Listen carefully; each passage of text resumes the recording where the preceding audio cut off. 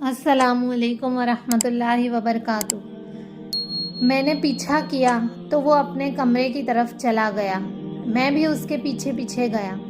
میں نے پھر پوچھا، سالم بیٹے کیوں رو رہے ہو؟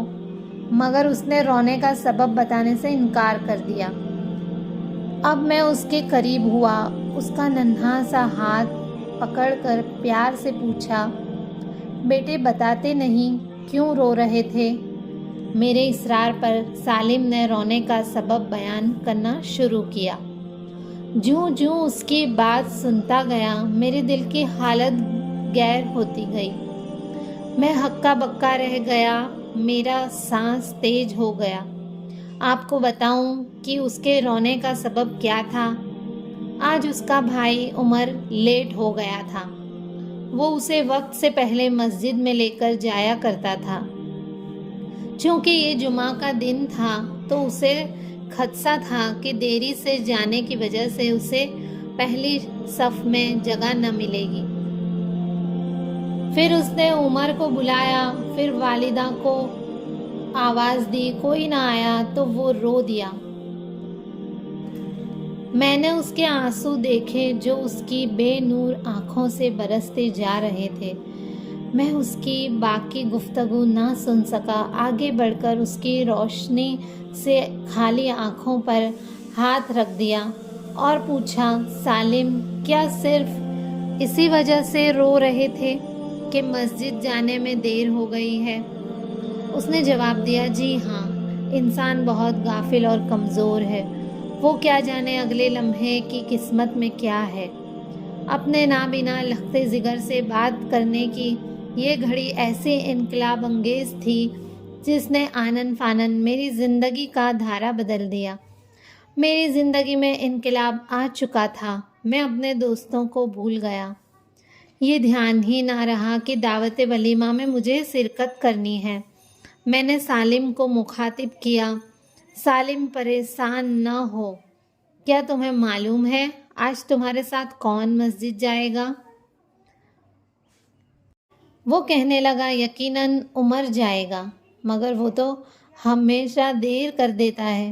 میں نے کہا، فکر نہ کرو، آج تمہارا باپ تمہیں چھوڑنے جائے گا، آج میں تمہاری انگلی پکڑ کر چلوں گا۔ سالم حیران رہ گیا، اسے یقین نہ آیا، اسے گمان ہوا کہ میں اس سے مذاق کر رہا ہوں۔ اس نے تھوڑی دیر سوچا، پھر اس کی ہچکیاں بن گئی۔ میں نے اس کے آنسو پوچھے، بڑی محبت سے بازو تھاما، پھر اسے گاڑی کی طرف لے گیا، مگر اس نے گاڑی میں بیٹھنے سے انکار کر دیا۔ کہنے لگا، مسجد قریب ہے، میں پیدل جانا چاہتا ہوں تاکہ مجھے ہر قدم پر ثواب ملے۔ مجھے یاد نہیں تھا کہ میں آخری بار کب مسجد گیا تھا۔ یہ پہلا موقع تھا کہ میں ندامت سے زمین میں گر گیا اور مجھے اپنے مقدس رب سے اتنی دیر تک لا تعلقی رہنے پر بڑی شرمندگی محسوس ہوئی۔ مسجد نمازیوں سے بھری ہوئی تھی۔ میں نے ذرا سی کوشش کی، سالم کے لیے پہلی صف میں جگہ مل گئی۔ ہم نے خطبہ جمعہ سنا، نماز کے لیے کھڑے ہوئے۔ سالم میرے پہلو سے لگا کھڑا تھا، بلکہ سچ پوچھیں تو میں نے اس کے سائے میں کھڑے ہو کر نماز ادا کی۔ نماز ختم ہوئی تو سالم نے مجھ سے کہا، ذرا قرآن کریم دیجیے۔ میں حیران ہوا کہ یہ قرآن کیسے پڑھے گا، یہ تو نابینا ہے۔ میں سوچ رہا تھا کہ اس کی بات انسنی کر دوں، مگر میں نے آگے بڑھ کر قرآن پاک کا نسخہ لیا اور اس کے حوالے کر دیا۔